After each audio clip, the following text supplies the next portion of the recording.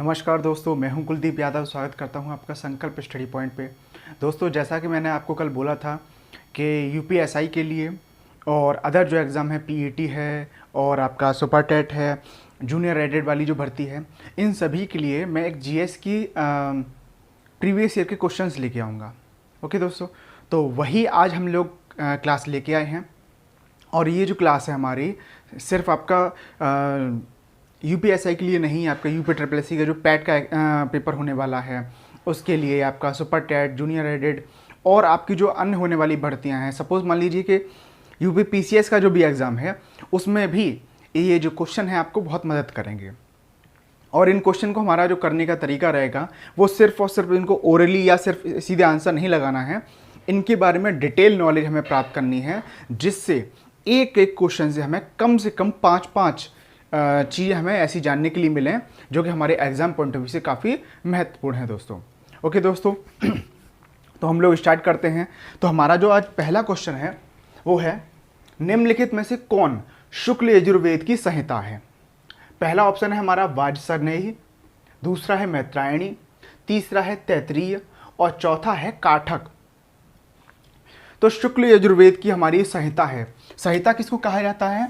संहिता कहा जाता है मंत्रों के संग्रह को।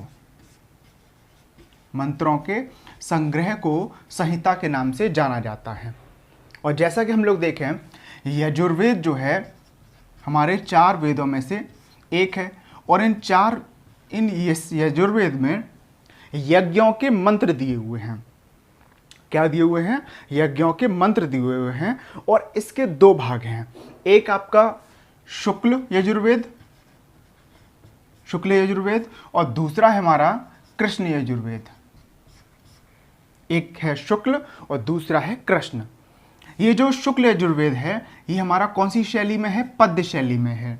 वहीं कृष्ण यजुर्वेद की अगर हम लोग बात करें तो ये हमारा गद्य व पद्य दोनों ही पद्धति में है। ये कौन सा?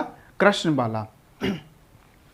और इसके साथ ही साथ इसकी जो संहिता है शुक्ल यजुर्वेद की, इसको क्या कहा जाता है? वाजसनेयी कहा जाता है। वहीं कृष्ण यजुर्वेद की जो संहिता है इसके अलग अलग नाम हैं जो कि हमारे ऑप्शन में भी दे रखे हैं। मैत्रायणी, काठक और तैत्तिरीय। मैत्रायणी, काठक और तैत्तिरीय ये कृष्ण यजुर्वेद की संहिता है। वहीं हमारा जो आंसर है वाजसनेयी जो कि शुक्ल यजुर्वेद की संहिता है। ओके दोस्तों, तो हमारे एग्जाम पॉइंट ऑफ व्यू से देखा जाए तो शुक्ल यजुर्वेद की, या कह सकते हैं यजुर्वेद की कितनी संहिता है हमारी? तो 2 संहिता है। कौन कौन सी? एक शुक्ल यजुर्वेद और दूसरा कृष्ण यजुर्वेद। अच्छा, शुक्ल यजुर्वेद की संहिता को क्या कहा जाता है? वाजसनेयी कहा जाता है। वहीं कृष्ण यजुर्वेद की जो संहिता है इनके अलग अलग नाम हैं। एक आपका है कृष्ण तैत्तिरीय है, एक आपका काठक है और दूसरा मैत्रायणी है। ओके दोस्तों, आगे बढ़ते हैं। ये नाम आपके सामने दिए गए हैं, इसको इरेज कर देते हैं। ये मंदिरों के नाम जो है आपके सामने दिए गए हैं। बृहदीश्वर मंदिर, गंगई कोंड चोलपुरम, नेक्स्ट है महाबलीपुरम और सप्तपैगोड़ा मंदिर। ये चारों मंदिर जो हैं वो ऐतिहासिक रूप से और विश्व धरोहर स्थल में शामिल किए गए हैं यूनेस्को की। और इसके साथ ही साथ इन मंदिरों से जुड़े हुए इतिहास के बारे में भी अक्सर कर हमारे एग्ज़ाम में क्वेश्चन पूछे जाते हैं। तो जैसे देखिए, बृहदीश्वर मंदिर, क्वेश्चन बनता है सबसे पहला कि बृहदीश्वर मंदिर कहाँ पर स्थित है? तो ये तंजावुर तमिलनाडु राज्य में स्थित है आपका। किसको समर्पित है ये?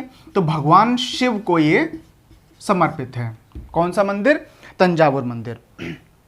इसके साथ ही साथ यह भारत का एकमात्र ऐसा मंदिर है जो कि पूर्णतः ग्रेनाइट से बना हुआ है। ग्रेनाइट पत्थर से निर्मित है पूर्णतः। कौन सा मंदिर? बृहदीश्वर मंदिर। इसके साथ ही साथ अगर इसकी निर्माण की बात की जाए तो इसका निर्माण जो है 11वीं सदी में, इसका निर्माण 11वीं सदी में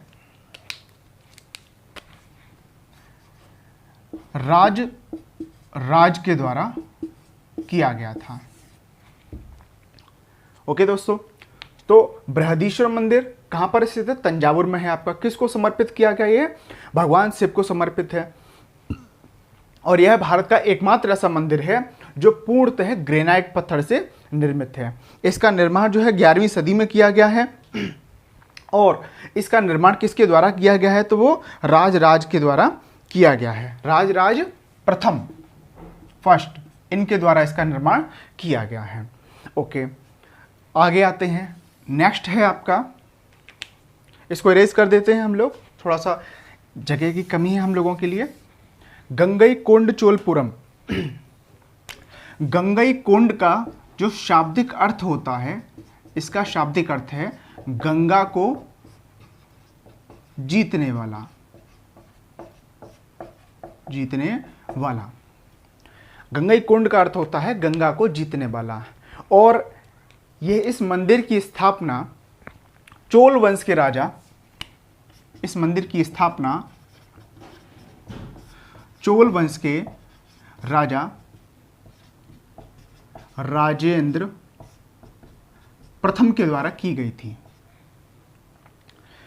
इसकी स्थापना, गंगईकोंडचोलपुरम मंदिर की स्थापना चोल वंश के राजा राजेंद्र प्रथम के द्वारा की गई थी।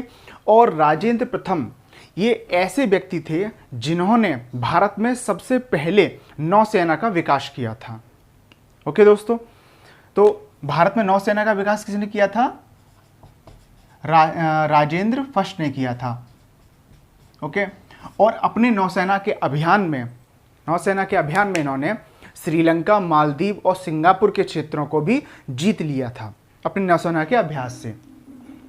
जब इन्होंने उड़ीसा के रास्ते होते हुए बंगाल और इससे होते हुए मगध के क्षेत्रों पर जब इन्होंने अधिकार कर लिया, जो कि गंगा का क्षेत्र था, तो तब जाकर इन्होंने यह उपाधि ली गंगईकोंडचोलपुरम। और गंगईकोंडचोलपुरम मंदिर की भी इन्होंने स्थापना की, जो कि आपका तमिलनाडु राज्य के त्रिपुराचल्ली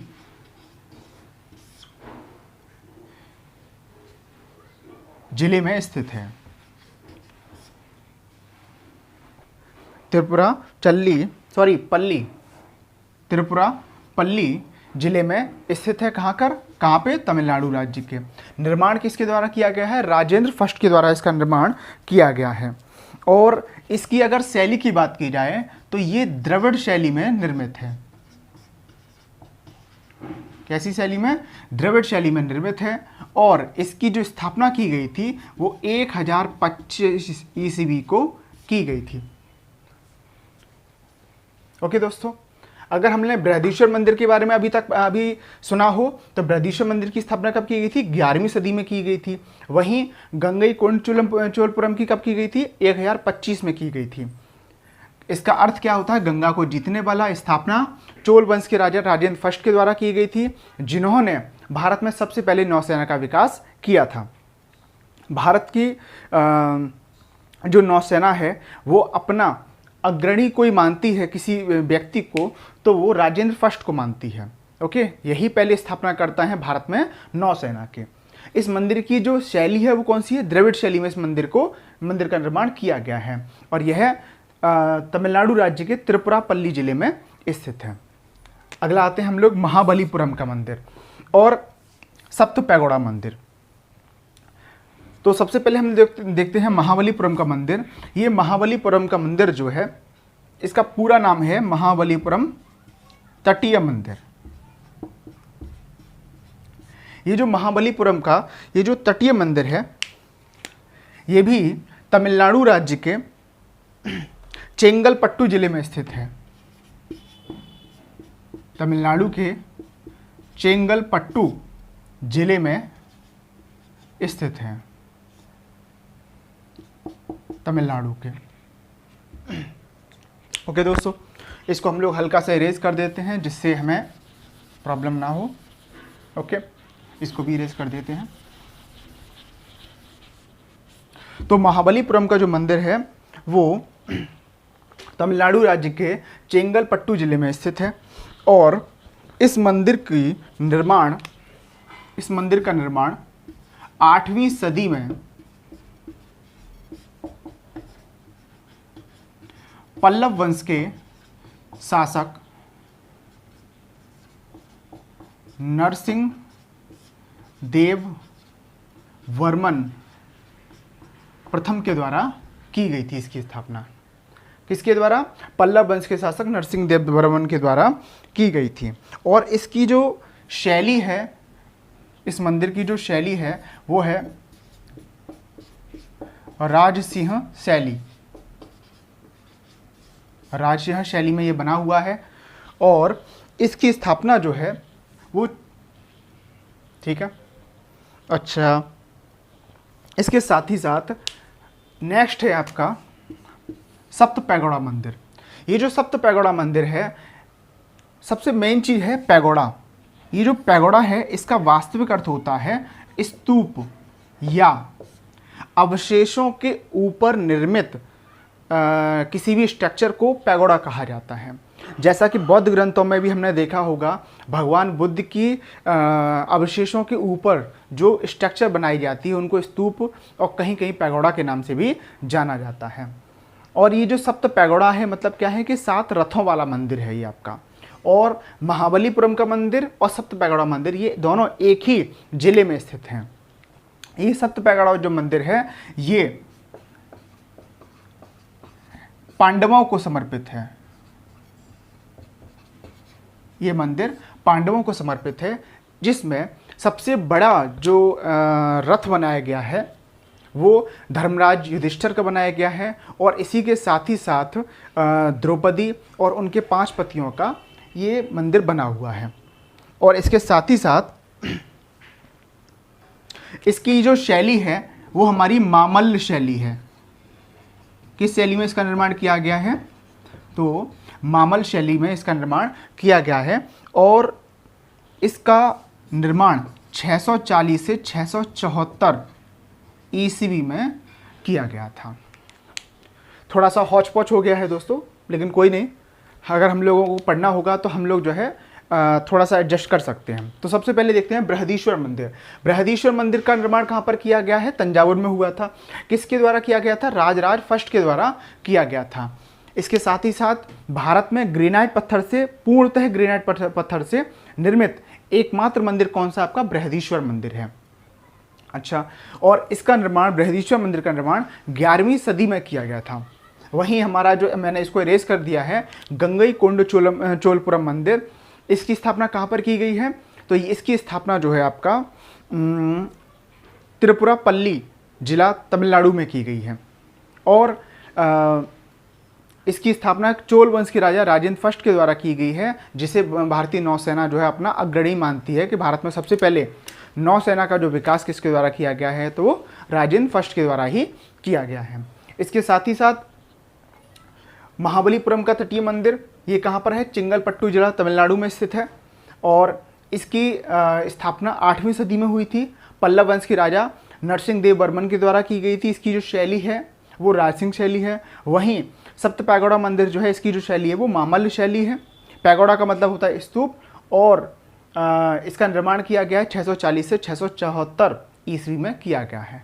और किसको समर्पित है? ये पांडवों को समर्पित है। ठीक है, आगे बढ़ते हैं हम लोग, थोड़ा सा स्पेस हो जाएगा। हाथी गुम्फा अभिलेख किस शासक की जानकारी देता है? हाथी गुम्फा अभिलेख जो है हमारा, ऑप्शन में है हमारा खारवेल, कनिष्क, हर्षवर्धन या अशोक। अगर हम अशोक के बारे में देखें तो बहुत सारे अभिलेख हमें जो है अशोक के मिलते हैं, लेकिन खारवेल के बारे में जानकारी की जाए तो खारवेल जो है कलिंग के राजा थे।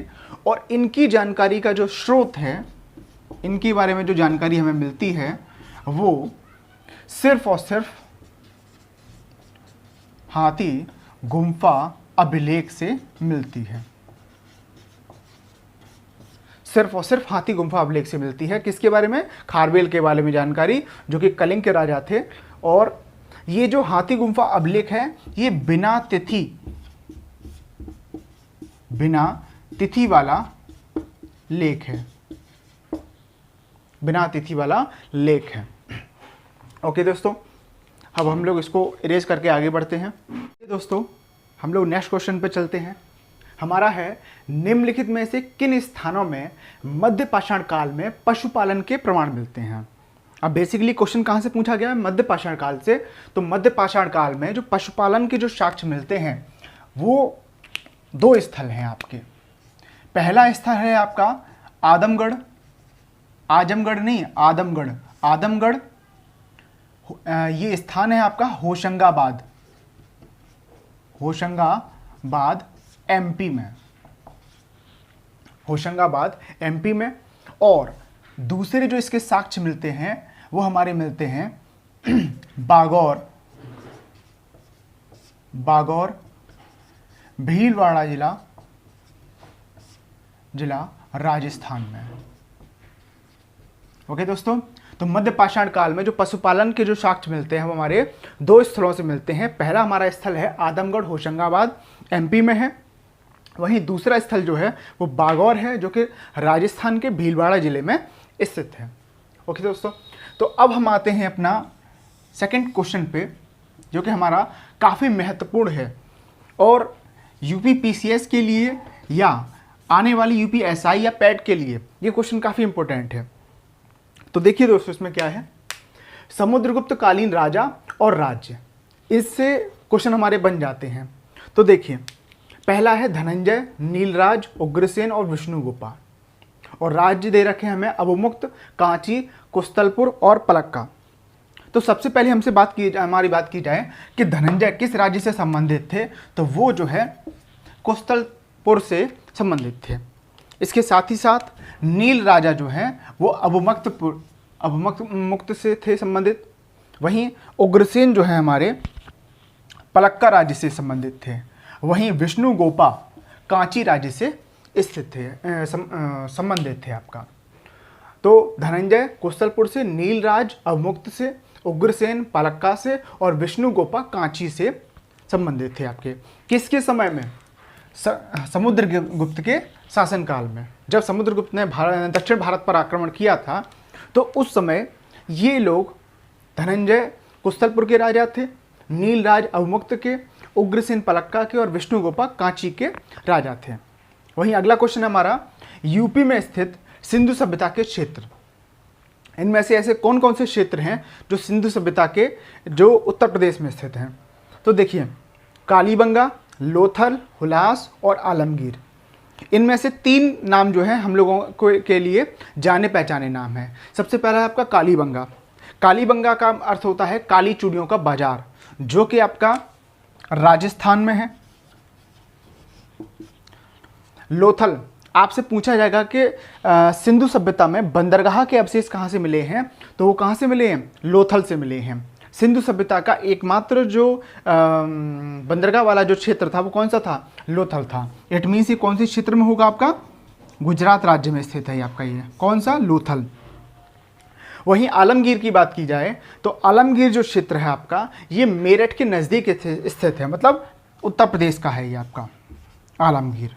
ये तीन नाम ऐसे हैं जो हमारे लिए काफ़ी जाने पहचाने हैं और सबसे ज़्यादा ये तीन ही है, कालीबंगा, लोथल और आलमगीर। वहीं हुलास की बात की जाए तो हुलास जो है उत्तर प्रदेश के सहारनपुर में स्थित है आपका, ये भी सिंधु सभ्यता का क्षेत्र है आपका। ओके दोस्तों, तो अभी तक हम लोगों ने 6 क्वेश्चन कर लिए हैं, 10 क्वेश्चन हम लोग करेंगे आज। ओके दोस्तों, और फिर आगे का जो क्लासेस रहेंगी वो आपके रिव्यू पे, आपके सब्सक्राइब पे और लाइक पे डिपेंड करेंगी। ओके दोस्तों, तो देखिए आगे बढ़ते हैं हम लोग। तो हम लोग अब नेक्स्ट क्वेश्चन पे आते हैं। तो देखिए, कुछ कृतियों से संबंधित हमारे प्रश्न हैं और उन प्रश्नों को हम लोग देखेंगे कि जैसे भक्त नामावली ये किसकी कृति है। तो ऑप्शन में हमें दे रखा है ध्रुवदास की। मीन्स हमें क्या करना है, हमें गलत छांटना है कि इनमें से कौन सा गलत है। तो यहाँ पे लिखा गया है कि भक्त नामावली किनकी है, ध्रुवदास की है। नाभादास की कौन सी है, भक्तमाल है। रस खान की कौन सी है, रसिक प्रिया है। और उस्मान की कौन सी है, चित्रावली है। इनमें से गलत कौन सा है। तो देखिए दोस्तों, इसमें जो हमारा गलत ऑप्शन है वो हमारा है ये वाला, रसखान की रसिक प्रिया जो है वो रसखान की नहीं है। रसिक प्रिया जो है वो केशव दास की कृति है, केशव दास की। और केशव दास की इसके अलावा जो है हमारी अन्य कृति, अन्य कृति एक थी आपकी कवि प्रिया, एक थी आपकी कवि प्रिया, और इसके साथ ही साथ रामचंद्रिका। कवि प्रिया और रामचंद्रिका ये दोनों ही कृतियां, और इसके साथ साथ रसिक प्रिया, ये तीनों ही कृतियां किसकी थी? केशव दास की थी। आगे बढ़ते हैं। पुष्यमित्र सिंह के 2 अश्वमेध यज्ञों की जानकारी हमें किस अभिलेख से मिलती है? तो सबसे पहला हमारा ऑप्शन है सारनाथ अभिलेख, दूसरा बेसनगर, तीसरा अयोध्या लेख, या और चौथा है था आपका हाथी गुम्फा अभिलेख। तो सबसे पहले हमें जो अभी हम लोगों ने अभी पढ़ा है थोड़ी देर पहले कि हाथी गुम्फा अभिलेख हमें किसके बारे में जानकारी देता है? तो ये जानकारी हमें देता है खारवेल के बारे में, जो कलिंग के राजा थे। ओके, तो ये तो अपने आप हट गया। अच्छा, इसके साथ ही साथ हम लोग आते हैं बेसनगर में। बेसनगर ये विदिशा एमपी में पड़ता है, विदिशा एमपी राज्य में स्थित है, और इसमें होलियोडोरस की जानकारी मिलती है। वहीं सारनाथ अभिलेख की बात की जाए तो सारनाथ के बारे में सारनाथ से हमें जानकारी मिलती है अशोक के बारे में। अशोक के बारे में हम लोगों ने देखा होगा कि सारनाथ स्तंभ से ही आपका भारत का जो चिन्ह है वो लिए गए हैं। ओके, तो सारनाथ स्तंभ किससे संबंधित होगा? हमारा अशोक से संबंधित होगा, अशोक से। वहीं अयोध्या लेख की बात की जाए तो अयोध्या लेख के बारे में अयोध्या लेख से पुष्यमित्र शुंग के बारे में जानकारी मिलती है। और पुष्यमित्र शुंग कौन थे? ये शुंग वंश के स्थापनाकर्ता थे। इससे पहले ये मौर्य सेना में सेनापति हुआ करते थे, और इन्होंने मौर्य वंश के आखिरी शासक बृहद्रथ की हत्या करने के बाद शुंग वंश की इन्होंने स्थापना की थी। और इनके 2 अश्वमेध यज्ञों की जानकारी हमें कहाँ से मिलती है? अयोध्या लेख से मिलती है। वहीं हमारा जो हाथी गुम्फा अभिलेख है वो किससे जुड़ा हुआ है? खारवेल से। वेसनगर अभिलेख जो है वो किससे जुड़ा हुआ है? होलियोडोरस से। ओके, आगे बढ़ते हैं हम लोग इसमें। ओके दोस्तों, हम लोग आगे बढ़ते हैं। हमारा जो अगला क्वेश्चन है 9th क्वेश्चन, आयोग के बारे में दिया गया है। आयोग की स्थापनाकर्ता और इनकी स्थापना कब होती है, इससे जुड़ा हुआ हमारा प्रश्न है। तो पहला है हमारा हंटर आयोग, दूसरा सैडलर आयोग, तीसरा वुड घोषणा पत्र, और चौथा है आपका सार्जेंट योजना। अगर सबसे पहले की बात की जाए तो हंटर आयोग जो है आपका 1882 में, और किसकी अध्यक्षता में आया था? ये लॉर्ड रिपन की अध्यक्षता में आया था। लॉर्ड रिपन के बारे में हमें जानकारी होगी कि भारत में जो जनगणना को रेगुलर करने का जो कार्य किया था वो लॉर्ड रिपन के द्वारा किया गया था। इसके साथ ही साथ सैडलर आयोग, इसकी स्थापना जो है 1917 में M.E. सैडलर के द्वारा की गई थी। M.E. सैडलर के द्वारा की गई थी। वहीं अगर हमसे बात की जाए ये जो हंटर आयोग है ये किससे जुड़ा हुआ है? तो ये शिक्षा से संबंधित है, शिक्षा से संबंधित है। इसके साथ ही साथ तो M.E. सैडलर के द्वारा ये सैडलर आयोग कब आया था? 1917 में आया था। किसकी अध्यक्षता में? M.E. सैडलर की अध्यक्षता में आया था। और इसका कारण क्या था कि कलकत्ता विश्वविद्यालय में जो विसंगतियां थी या जो परेशानियां थी उनको सॉल्व करने के लिए, कलकत्ता विश्वविद्यालय की समस्याओं को सॉल्व करने के लिए ये आयोग बनाया गया था, M.E. सैडलर आयोग। कब बनाया गया था? 1917 में। वहीं वुड घोषणा पत्र भारत में एजुकेशन को लेके या शिक्षा को लेके जो घोषणा पत्र जारी किया गया था वो 1854 में किया गया था। किसके द्वारा? चार्ल्स वुड के द्वारा, चार्ल्स वुड के द्वारा। और ये उस टाइम जो है भारत में शिक्षा के बारे में सबसे महत्वपूर्ण व्यक्ति हुआ करते थे। शिक्षा में किस तरीके से भारत में आगे बढ़ाना है इसके बारे में जानकारी, या कह सकते हैं इनका जो सबसे पहले घोषणा पत्र लाया था वो चार्ल्स बोर्ड के द्वारा लाया गया था। वहीं सार्जेंट योजना की बात की जाए तो ये 1944 में लाया गया है सार्जेंट योजना, और इसका उद्देश्य जो है ये भी शिक्षा से ही संबंधित है। केंद्रीय शिक्षा सलाहकार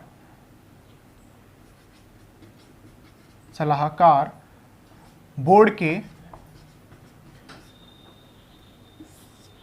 द्वारा यह बनाया गया था।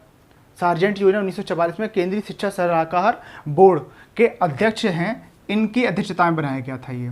और कौन थे इनके अध्यक्ष? वो थे हमारे ब्रिटिश अधिकारी सार्जेंट, ब्रिटिश अधिकारी थे सार्जेंट, इनकी अध्यक्षता में बनाया गया था। ओके दोस्तों, तो अगर हम लोग अब आगे बढ़ते हैं तो संथाल विद्रोह हमारा कब होता है? ये 1800, एक सेकेंड इसको इरेज कर देते हैं। संथाल विद्रोह की बात की जाए तो ये 1855 से 56 के बीच में हुआ था, और इसके जो नेतृत्वकर्ता कौन थे? इसमें हमारे नेतृत्वकर्ता थे 4 भाई, सिंधु, चांद, भैरव व इनका नाम था कान्हू। ये 4 भाई थे, इनके नेतृत्व में संथाल विद्रोह लाया गया था 1855 और 56 में। वहीं कोल विद्रोह की बात की जाए तो ये कोल विद्रोह 1831 से 32 के मध्य हुआ, और इसके जो नेतृत्वकर्ता थे वे बुद्धो भगत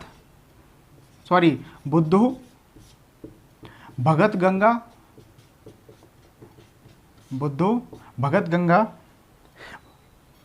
व नारायण थे। ओके दोस्तों, खासी विद्रोह की बात की जाए तो ये मिजोरम के गारो खासी जयंती पहाड़ियों के मध्य में इसको लाया गया था, और इसको लाने का समय जो है हमारा वो 1829 से 1833 तक ये चला था। और किसके नेतृत्व में? तीरथ सिंह के नेतृत्व में ये लाया गया था। वहीं अहोम विद्रोह की बात की जाए तो ये 1828 में लाया गया था, और किसकी अध्यक्षता में? गोमधर कुंवर की अध्यक्षता में लाया गया था। ओके दोस्तों, तो ये है हमारे 10 क्वेश्चंस, इनको हम लोग दोबारा से रिवाइज कर लेते हैं इनको। तो हंटर आयोग कब लाया गया था? 1882 में। किसके टाइम में? लॉर्ड रिपन के काल में। और किससे संबंधित है? ये शिक्षा से संबंधित है। हंटर आयोग 2 बार आया है, एक 1882 में आया था और दूसरा हमारा 1928 में आया था। जलियांवाला बाग हत्याकांड की 1919 में आया था। 1928 में नहीं, 1919 में आया था जलियांवाला बाग हत्याकांड की जांच के लिए। तो हंटर आयोग 2 हैं, एक 1882 में और दूसरा 1919 में है। ठीक है। दूसरा है सैडलर आयोग, कब आया था? 1917 में आया था। M.E. सैडलर की अध्यक्षता में कलकत्ता विश्वविद्यालय की समस्याओं को लेकर ये आया था। वुड घोषणा पत्र 1854 में आया था, और किसकी अध्यक्षता में? चार्ल्स वुड की अध्यक्षता में आया था ये। सार्जेंट योजना 1944 में लाई गई थी, केंद्रीय शिक्षा सलाहकार बोर्ड के द्वारा ये लाया गया था, और इसमें अध्यक्ष कौन थे? हमारे ब्रिटिश अधिकारी सार्जेंट थे। अच्छा, संथाल विद्रोह की बात की जाए तो 1855-56 में आया है। सिंधु, चांद, भैरव और कान्हू, ये 4 भाइयों के नेतृत्व में ये संथाल विद्रोह किया गया था। कोल विद्रोह, ये आपका कोल विद्रोह किया गया था 1831-32 में। अगर इनकी टाइमिंग देखी जाए तो इसको छोड़ के सभी की टाइमिंग लगभग सेम है आपकी, और क्षेत्र भी लगभग सेम है आपका। संथाल आपका ये भी झारखंड वाले क्षेत्रों में पड़ता है आपका।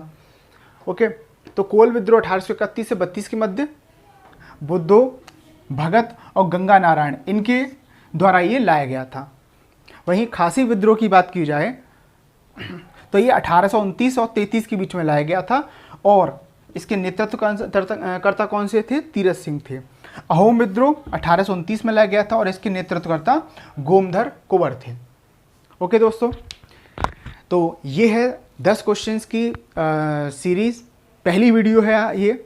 तो आप इसमें देखिए पहले और बताइए कि क्या क्या कमियाँ आ रही इस वीडियो में।